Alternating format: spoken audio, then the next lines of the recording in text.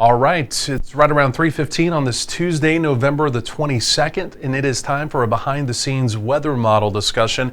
How's it going, everyone? William Cole here in the Storm Studio. Again, just around the corner now from Thanksgiving. We've got some rain chances that we need to talk about. Again, this is our bonus content that we like to do every day. Again, this is not something we put on our channel. This is for our social media. So again, if you are seeing it on social media, be sure to give us a like. And again, also leave us a comment below. Let us know where you're watching from or any questions, things like that. And again, this is where we take you behind the scenes. We look at the raw weather data.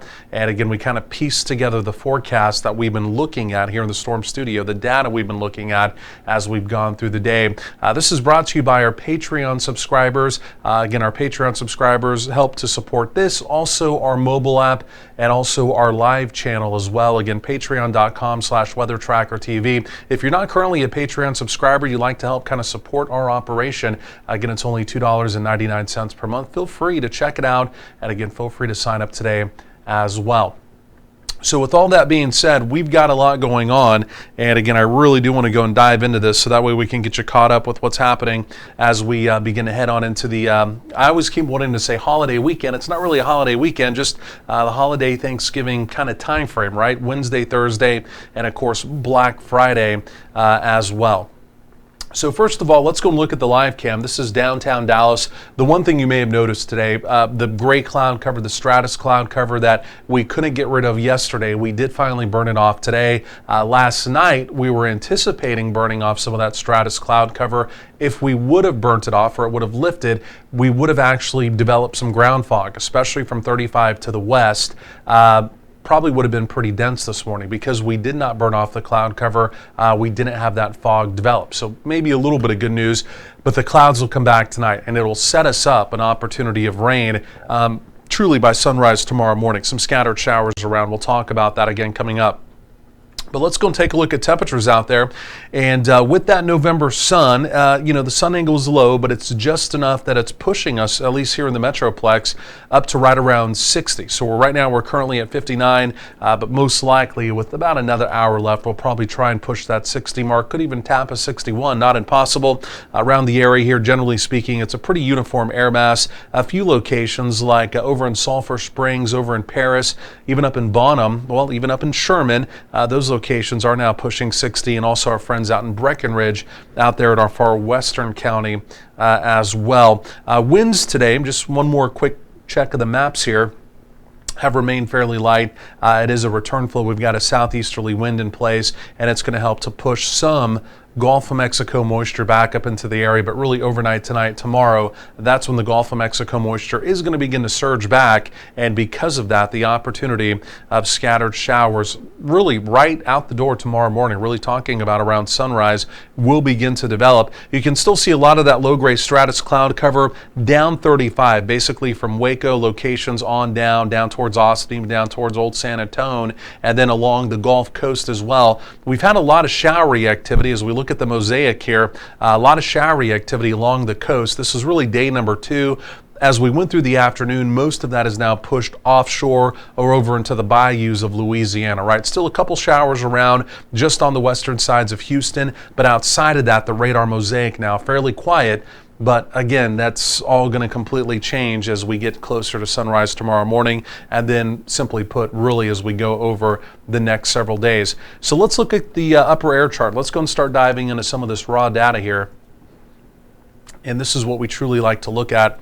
You can see just a little bit of a dip there. It's a small shortwave trough, right? This right now does not appear to be a very big storm system, but this is just kind of a teaser, right? Because as this storm system, which I'll show you in the model data momentarily, comes out through the Intermountain West and even down into the Southern Plains, this turns into a powerhouse storm system. It really gets cut off from the jet stream flow. It forms a closed low. You'll actually see in the data I'm going to show you a little donut hole that moves directly across North Texas. But the timing, remember yesterday we were talking about the timing, right? Whenever you're talking about storm systems, it's all about the timing. It makes sense because if it comes through fast, you limit your weather opportunity. If it comes through slow, as long as you have the right ingredients obviously in place, moisture typically, you can prolong a potential precipitation event, right? That's what we're doing. We're going to prolong it now. Instead of maybe one and a day and a half type deal, this will now be a 3, maybe 3.5, maybe 4-day type situation where we have just waves of rain coming on out.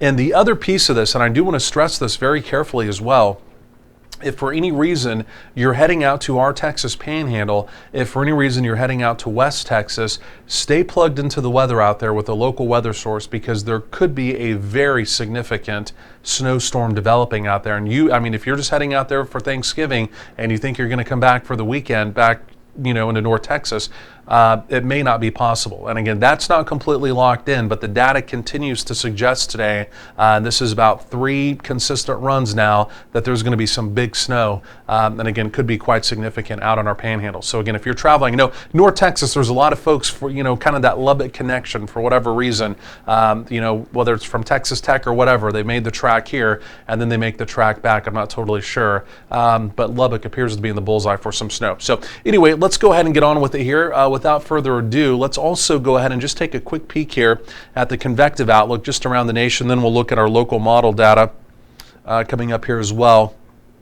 Today, it's quiet, right? Down on the Florida Peninsula, for any reason you're traveling down there for Thanksgiving, it's also going to be pretty wet. There's a stalled out boundary down there, and they're basically going to have daily opportunities of rainstorms. Nothing severe, but again, just some convective weather. You also see an opportunity of convective weather, meaning thunderstorms up in Washington and Oregon. That has to do with our storm system making landfall.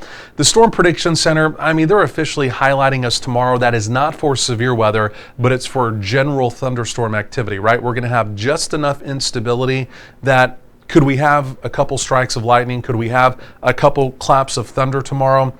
It's not impossible. It would mainly be tomorrow evening, tomorrow night. I think through most of the day tomorrow, it's a very light showery activity. Then we'll see some general rain and maybe a few claps of thunder. Again, really Wednesday evening and again, very early Thursday morning. So as you're seeing the green there, keep in mind that's just truly general thunderstorm activity, right? Nothing to be too concerned about. And then even as we get into the following day there, we're talking about as we head into Thursday, this is Thanksgiving now, an opportunity of general thunderstorm activity around the area where there is a bit of a more unstable sector down towards the coast. Could be an isolated severe storm down there. So again, if you're heading down to H-Town, Galveston, Crystal Beach, things like that down along the coast, keep in mind on Thanksgiving, not impossible, that again, there is a little bit of a severe thunderstorm warning or two is pretty much what I'm trying to say, right? Nothing off the charts, nothing overly concerning, but again, just something we'll be watching for as well. What I want to do is let me go and pull up the model data. I hadn't even pulled it up on the browser yet, and we use weathermodels.com. People always ask what we use. Again, there's all kinds of them. There's free places as well, like Pivotal Weather. They're from up in Norman, Oklahoma. They're really pretty good. It's a free service. I think they do have a subscription option now as well, but most of what they offer is free.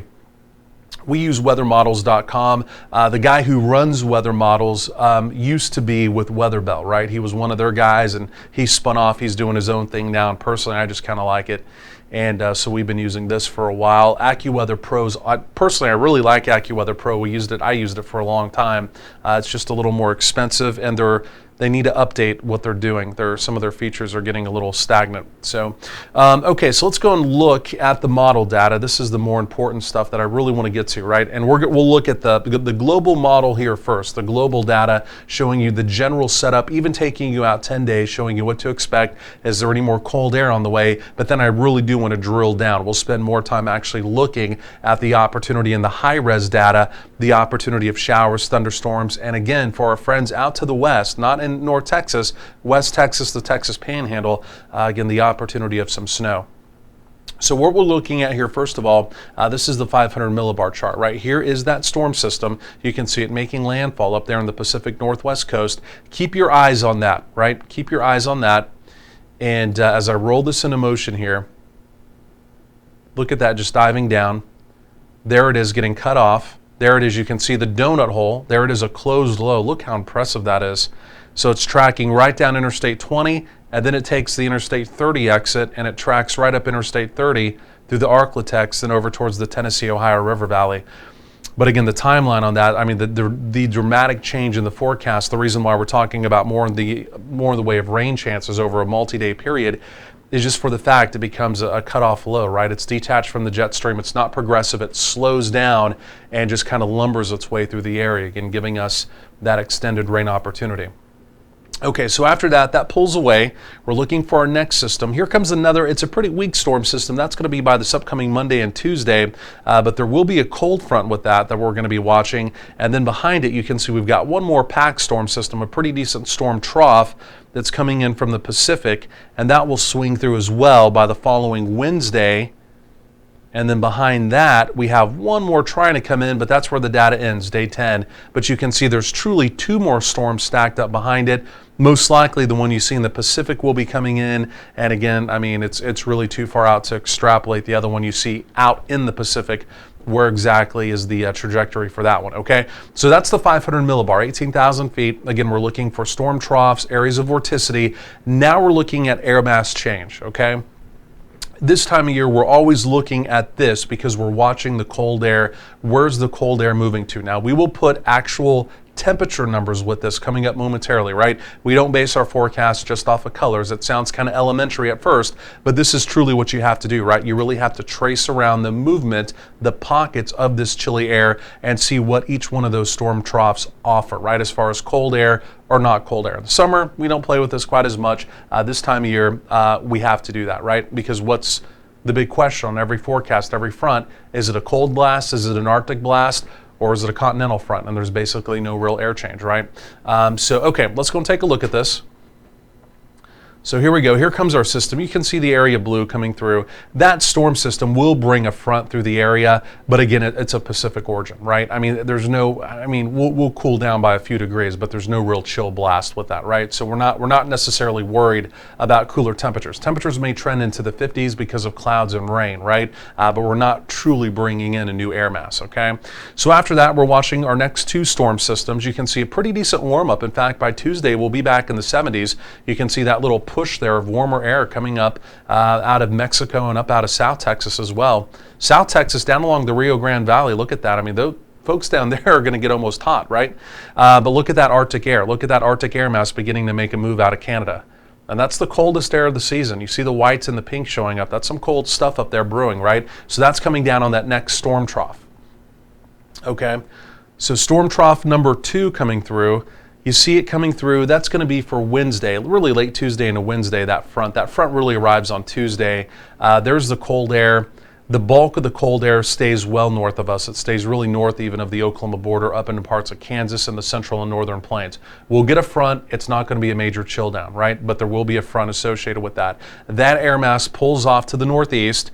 And then what happens with those next two Pacific storms that are coming in? You see those. There's some chillier air out there, but they're not tapping in to that Arctic air that's up in Canada, right? So we will get one decent little front, not a major cold blast by any stretch, but it will be an actual cold front. And then those next two storm systems, if they do indeed come through southern plains, North Texas, whatever, the cold front associated with them, it's not necessarily going to be a big deal, right? It's not going to be a blast of chillier air, right? And even where we leave it off right there on day 10, where's all the cold air?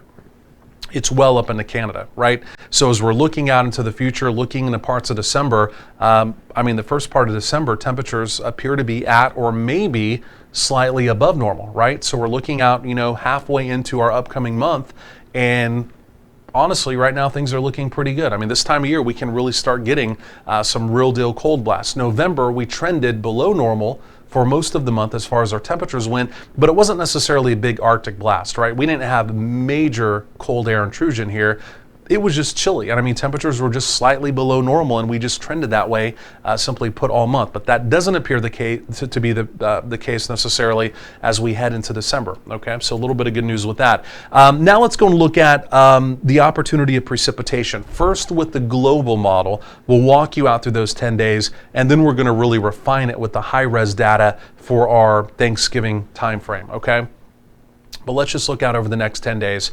I'm gonna go pretty loosely through this Thanksgiving deal because at this point, the global data we're looking at here, keep in mind it's not quite as high res. In fact, it's not high res data at all. What I'll show you with the high res data, it's a future radar depiction where you have a better idea. You can visualize what's going to happen.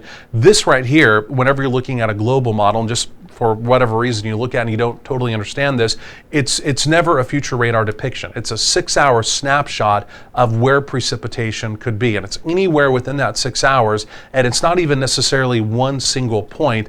These are just signals that the computer's telling us, saying, hey, I think there's probably going to be some rain here. You know what I mean? And that's basically all it is. Hey, I think it's going to be this. I think it's going to be that, which is much different, obviously, than a future radar high-res depiction, right? The one thing to take away from this, look out in our Texas Panhandle, though.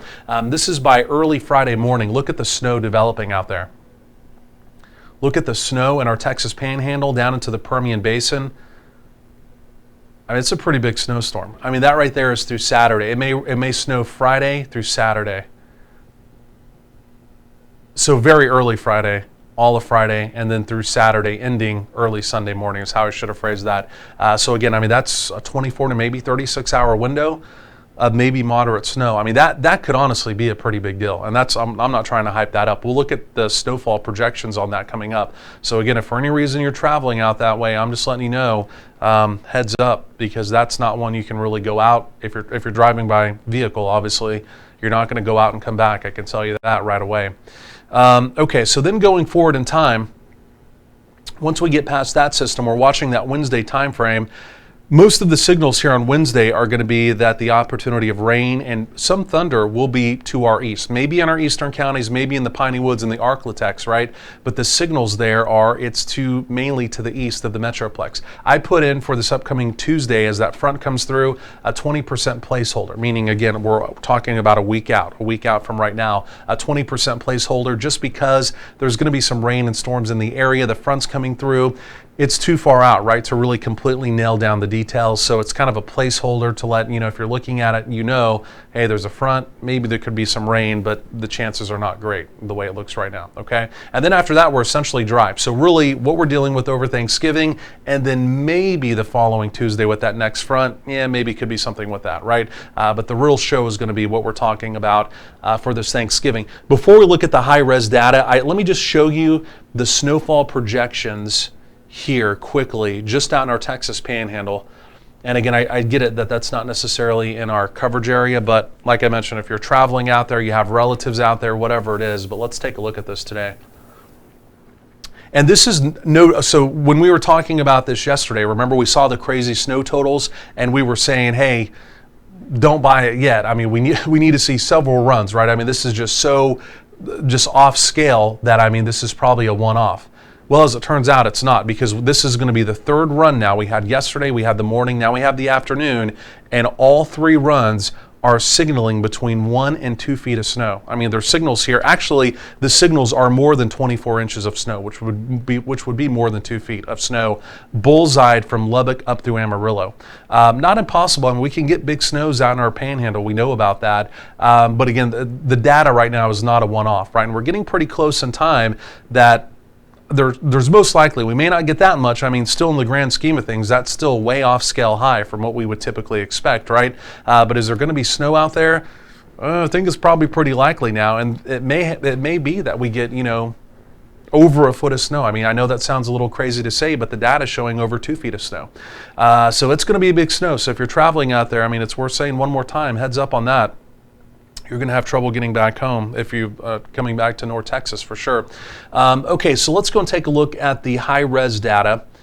And if I can find it here. Now, I always have to lean in here. This is so, as small as it is on your screen, I say this all the time, so people don't think I'm just completely blind and can't see anything here. But it is much smaller. We have, on this data, we have little bitty bookmarks. And I mean, literally, they're like that big, so I have to really squint in and get on it. So what we're doing now, we're switching over to the high-res data. This is going to be the what we call the high-resolution rapid refresh model, HRRR. Most folks call it the HER model. Some folks call it the HRRR. You can pick your acronym, but this is a future radar, and even on air, this is one of three, but really one of two that I use as even on air, a future radar depiction, right? And so you typically get this out about 18 hours. There's a couple runs per day every 6 hours where this goes out about 48 hours, right? So we're looking at one of these extended runs out 48 hours. So let's go and roll this into motion here. You can see for the rest of the day today we're quiet, but overnight you can see just a few little speckles showing up, right? Again, a couple very light showers by sunrise will be possible, and then as we go through tomorrow morning, you can kind of see just some very light showery activity as the moisture begins to return. A pretty decent fetch of Gulf of Mexico moisture begins to surge up into the area. Again, we're cloudy, and again, a few light showers will be possible in the area, right? But through the afternoon tomorrow, things look pretty light, but it's still a good 40% opportunity, again, essentially from the 35 corridor off to the east. That's going to be the better opportunity of light showers as we go through tomorrow afternoon. Okay, there's 6 p.m., but notice as we get into tomorrow evening, the activity begins to pick up as some lift begins to arrive, right? This is that window that the Storm Prediction Center was highlighting for, again, not severe, but the opportunity of maybe a few general thunderstorms, right? A couple of claps of thunder, a little bit of lightning, things like that. You can see that. Okay, so now we're getting through the early morning of Thursday, and then as we get into Thursday morning, that's still 10 a.m., still some, especially from the 35 corridor off to the east. I mean, we're still talking about scattered showers, right? So again, that's through about noon. So Thanksgiving morning looks pretty wet in the Metroplex still. Most of that activity through the afternoon then begins to push over to the east, okay? So from there, what I'm going to do, I want to switch over to a different set of data. And let me do this here. Let me see if we can close this out. And give me 1 second. Obviously, we're doing this here on the fly. We got a little message, but I don't want to necessarily. We'll just send that off. Sorry, we have a different program that runs on this other computer over here too. Okay, so, and let me close that one more time. What we're doing now, we're looking at the 3K NAM. So the 3K NAM will take us out for 60 hours, right? That high-res rapid refresh model ends at 48 hours, right? So that basically ended right around noon on Thanksgiving. So now I want to try and look as far as we can with the high-res data through the rest of the day on Thanksgiving, okay? So we'll pick up basically right there at hour 48. It's a similar depiction, right? From the 35 corridor off to the east, scattered showers still ongoing. And then as we go through your Thanksgiving evening, there it is, more on the way. And then you can see out to the west, right? You can actually see the area of low pressure, right? To the east, that's the rising motion. Then on the back side of it, coming back around, right? See everything blossoming out in the big country and parts of West Texas and the Panhandle with even the opportunity of snow. That's the colder side there, right? So the colder side will then blossom the snow, okay, out again in our Texas Panhandle. But we will have for Friday that secondary wave of pretty cold rain move through the area. So really nothing has changed here. I mean, it's the data that we've been talking about all day. I mean, that's essentially where we are. I mean, it looks wet, and by Friday it's going to be just a pretty chilly rain that's coming on through as well. As we get just a little bit further, by late tonight, early tomorrow morning, we'll even have the snow possibility within the high-res snapshot, right? We're just beginning to get that snow possibility within the high-res, but we'll have a better depiction of that tomorrow, and then we'll truly match up the high-res data. I mean, are we really talking about that much snow out there? Or what's the high-res data showing, right? So it'll be interesting to see because that would be a crippling snowstorm, right? And again, it's just, it would just, again, we get snow in the Panhandle this time of year, right? And it's not even unprecedented to get a big 6-inch amount. You know what I mean? That's a big deal, right? But when you start talking about 12 to 24, even though we're this close, you still in the back of your mind, you're kind of like, that it just doesn't really seem that likely, right? But again, the data's been consistent, so that's why even with that now, as that comes to within range, obviously we'll drill down with the high-res data, and if the high-res data is matching that, well, then we've got a problem out there. Again, it's not in our coverage area, but I mean, the folks out there will definitely have a problem if it truly looks like it's going to be that much, because again, 1 to 2 feet, like I mentioned, is crippling for sure. So hopefully it's not quite that much. Okay, let's put the numbers with this. Let's tie all of this together now, and this is the computer model output of highs and lows, right? We've talked about everything else. Now over the next 10 days, what's the data saying the temperatures are going to be like? So for tomorrow, 57, right? Cloudy. There's going to be scattered showers around. All of that looks about right. Thursday, 63. Just for the fact, there's with that system as it comes through, you always get a little push of warm, moist air ahead of it, warmer than where you are, right? This isn't necessarily warm air. You always have a little warm front that lifts up ahead of those bigger systems. In fact, almost all little short waves that come through, even though this obviously is a much larger system. So the data is showing us that we do warm a few degrees up into most likely the mid 60s. I'm keeping us right around 60. I still think it's going to be cloudy. It's going to be raining. Even though we have a little bit of what we call warmer advection moving up into the area, I think the temperature is still going to be pretty well capped off, right? And so then as the cold part of that, behind the cold front comes through on Friday, you can see our Friday high temperature of only 52 with rain. I don't think it's impossible on Friday that our temperatures are hovering closer to like 49. Friday is just going to be rainy and it's going to be chilly behind. It's not a big cold front, but just that little weak front that comes through with that system. But to me, it looks to be pretty chilly. Okay, so we'll watch that Friday number. Then after that, again, we wrap up the rain on Saturday, highs in the mid 50s. But then you saw we do have that strong warming trend into early next week. By Tuesday, up around 73 before that next front comes through. But again, remember the real cold air stays even north of Oklahoma, up into parts of Kansas. And again, we just have a push of chilly air coming down. It's a modified front moving through our area, and that'll knock us back down into the 50s, right? So just technically just below normal for where we should be for this time of year. By that time, we should be right around 63, typically for a daytime high, right? So we're chilly, but we're not just like off-scale chilly. So, and then outside of all of that, again, no freezing temperatures here in the Metroplex showing up whatsoever. So forecast isn't too bad. The only problem is we just have the rain opportunity as we go through, again, Thanksgiving. So we'll be tracking it carefully. Again, the other big storyline we'll be tracking is that snow opportunity out in our Texas Panhandle. So that is truly how we've tied together the forecast again, as we've gone through the day. I do want to remind everyone, if you haven't downloaded our free mobile app, think about doing that today. Again, you can go to the Apple iTunes Store, Google Play Store, our live channels on there, my 12-day forecast, live radar, breaking weather alerts, all that kind of fun stuff. And again, like I mentioned, it is a completely free download. Just type in Weather Tracker TV. Otherwise, we will be with you here tomorrow. Again, we'll be live on the channel giving you the forecast, obviously, with the active weather moving in. And again, we'll be doing another one of our weather model discussions as well. Again, thanks for joining us today. Like I mentioned, be sure to give us a like below. And again, also leave us a comment. Let us know where you're watching from or if you have any questions. And again, otherwise, enjoy the rest of your Tuesday.